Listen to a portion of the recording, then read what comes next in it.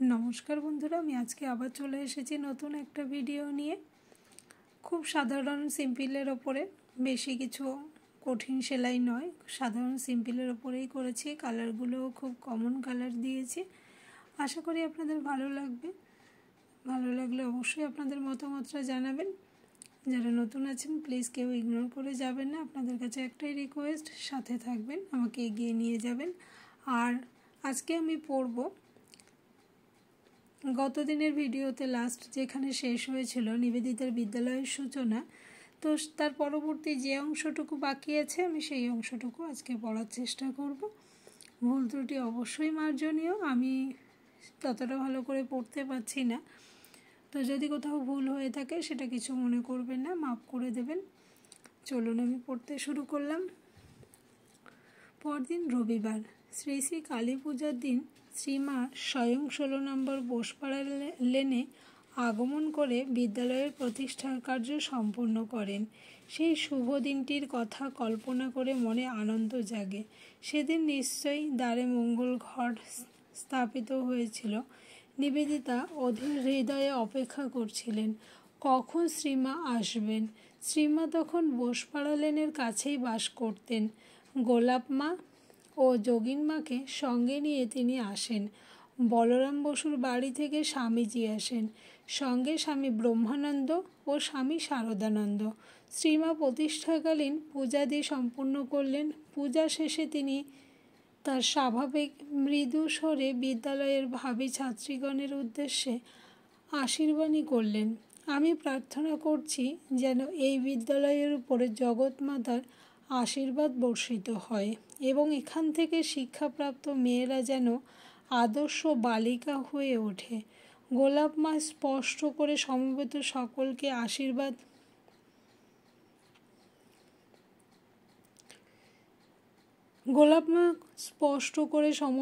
সকলকে আশীর্বাণীটি শুনিয়ে দিলেন।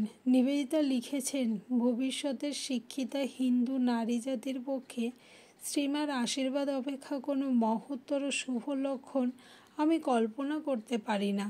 এভাবে নিবেদিতার আকাঙ্ক্ষিত বিদ্যালয় স্থাপিত হলো। 14ই নভেম্বর সোমবার বিদ্যালয়ের কাজ শুরু হয়। পাড়ার কয়েকটি ছোট ছোট মেয়ে বিদ্যালয়ে যোগ দেয়। ঝি প্রতি বাড়ি থেকে মেয়েদের ডেকে নিয়ে আসতো। নিবেদিতা ভাঙা ভাঙা বাংলায় মেয়েদের সঙ্গে কথা বলতেন। রং ও তুলি দিয়ে আঁকা মাটির নানা রকম পুতুল গড়া ও ছোট ছোট কাপড়ের টুকরোর উপরে সেলাই শেখা ছিল শিক্ষার প্রধান অঙ্গ। সিস্টারের উপরে বিদ্যালয়ের মেয়েদের ভালোবাসা ছিল অসীম। তখন এই বিদ্যালয়ের কোনো নির্দিষ্ট নাম ছিল না। পাড়ার সকলে বলতো সিস্টার নিবেদিতার স্কুল। নিবেদিতা তার পরিকল্পনায় রামকৃষ্ণ গার্লস স্কুল বলে অভিহিত করেন। পাশ্চাত্যে কেহ কেহ বলতেন বিবেকানন্দ স্কুল। নিবেদিতার দেহত্যাগের পর বিদ্যালয়টি শ্রী রামকৃষ্ণ মিশনের অন্তর্ভুক্ত হলে নাম হয় Shri Ramakrishna mission sister Nivedita girls school. বর্তমানে Ramakrishna Sarada mission sister Nivedita girls school বলে পরিচিত। নিবেদিতা যে একটি বিদ্যালয় স্থাপন করে ছোট ছোট মেয়েদের কেবল শিক্ষা দিতেন তা নয়, তিনি অন্যান্য কাজও করতেন। প্রথমত তিনি নানা জায়গায় বক্তৃতা দিতেন। ব্রহ্ম সমাজের শিক্ষা সম্বন্ধে ধারাবাহিকভাবে প্রদত্ত বক্তৃতায় বহু শিক্ষিতা ব্রাহ্ম মহিলা উপস্থিত থাকতেন। তাদের মধ্যে শ্রীযুক্ত কেশব সেনের কন্যাদ্বয় সুনীতি দেবী ও সুচারু দেবী, শ্রীযুক্ত রবীন্দ্রনাথ ঠাকুরের ভ্রাতুষ্পুত্রী ইন্দিরা চৌধুরী, ভারতী পত্রিকার সম্পাদিকা সরলা ঘোষাল পরে চৌধুরী ও শ্রীযুক্ত জগদীশচন্দ্র বসুর ভগ্নী লাবণ্য প্রভা প্রভৃতির নাম উল্লেখযোগ্য। এছাড়াও অ্যালবার্ট হল ও মিনার্ভা থিয়েটারের জনসাধারণের উদ্দেশ্যেও বক্তৃতা দিতেন। ওই সব বক্তৃতা দ্বারাই শিক্ষিত সম্প্রদায় তাকে জেনেছিল। স্বামী বিবেকানন্দের এক বিদেশিনী শিষ্যা, নাম সিস্টার নিবেদিতা, ভারতকে ভালোবেসে তার সেবায় জীবন উৎসর্গ করেছেন। বাগবাজার পল্লীর অধিবাসীরা সিস্টারকে আরও ঘনিষ্ঠভাবে জেনেছিল, কারণ প্রতিবেশী কারোর কোনো বিপদ ঘটলে নিবেদিতা তৎক্ষণাৎ তার কাছে ছুটে যেতেন। সেই বছর 1899 যখন আবার প্লেগের আবির্ভাব হলো মহামারী রূপে, তখন প্রতিবেশীরা হৃদয়ঙ্গম করলেন যে সিস্টার তাদের পরম আত্মীয়া। স্বামীজি এবার পূর্বেই স্থির করে রেখেছিলেন এই রোগকে প্রতিরোধ করবার জন্য সর্বপ্রকার চেষ্টা করতে হবে। নিবেদিতার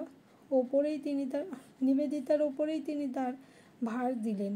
বেলুড় মঠের অপর কয়েকজন সন্ন্যাসীর সঙ্গে নিবেদিতা প্রথমে অপরিচ্ছন্ন বস্তিগুলি পরিষ্কার করবার ব্যবস্থা করলেন, কারণ সেখান থেকে রোগের বিস্তার হয়। অর্থাৎ সাহায্যের জন্য তিনি ইংরেজি সংবাদপত্রে আবেদন জানান। ক্লাসিক থিয়েটারে প্লেগ ও ছাত্রগণের কর্তব্য বিষয়ে এক বক্তৃতা দেন। ওই সভায় স্বামী বিবেকানন্দ সভাপতিত্ব করেন। কয়েকজন ছাত্র স্বেচ্ছায় নিবেদিতার সেবা কার্যে যোগদান করে। প্লেগ রোগটি মারাত্মক। নিবেদিতা কিন্তু কোনো রকম ভয় না করে আন্তরিকতার সঙ্গে দিনের পর দিন প্লেগ রোগাক্রান্ত রোগীর শুশ্রূষা করতেন। একটি শিশুকে তিনি কোলে করে এমনভাবে শুশ্রূষা করেছিলেন যে মৃত্যুর পূর্বে সে তাকেই নিজের মা মনে করে জড়িয়ে ধরে মা মা করেছিল। তার প্রাণপণ চেষ্টা বিফল করে শিশুটি মারা যায়। নিবেদিতা খুব আঘাত পেয়েছিলেন। প্লেগ নামের একটি প্রবন্ধে তিনি এই শিশুটির কথা লিখেছেন। অবশ্য তাতে তার নিজের বিষয় কিছুই উল্লেখ করেননি, কিন্তু তার পরিচিত যে সকল ব্যক্তি কিছুদিন পূর্বেও জীবিত ছিলেন, তারা সকলেই যে ভীষণ ব্যাধি আক্রমণে আতঙ্কিত কলকাতা শহরে কথা বলবার সময় করুণার প্রতিমূর্তি নিবেদিতার অনন্য সেবা স্মরণ করে অনুভূত হতেন। এইভাবেই বাগবাজার পুলিশ সকলের সঙ্গে তার ঘনিষ্ঠ সম্পর্ক গড়ে উঠেছিল। স্ত্রী পুরুষ, ছোট বড়, ধনী দরিদ্র সকলেই তাকে আপনার মনে করত এবং প্রীতির সম্পর্ক বরাবর অক্ষুণ্ণ ছিল। তার এক ইংরেজ বন্ধু লিখেছেন, পারিপার্শ্বিক অবস্থার সঙ্গে তিনি আশ্চর্যভাবে মিশে গিয়েছিলেন। হিন্দু প্রতিবেশীগণ তাকে একান্ত আত্মীয় জ্ঞান করত। বাজারে, পথে, গঙ্গা তীরে প্রত্যেকের সঙ্গে তার পরিচয় ছিল এবং পথ দিয়ে চলবার সময় সকলেই তাকে যে শ্রদ্ধা ও প্রীতির সঙ্গে অভিবাদন করত, তা সত্যই সুন্দর ও হৃদয়ঙ্গম। নিবেদিতা বরাবরই খুব কঠোর জীবনযাপন করেছেন।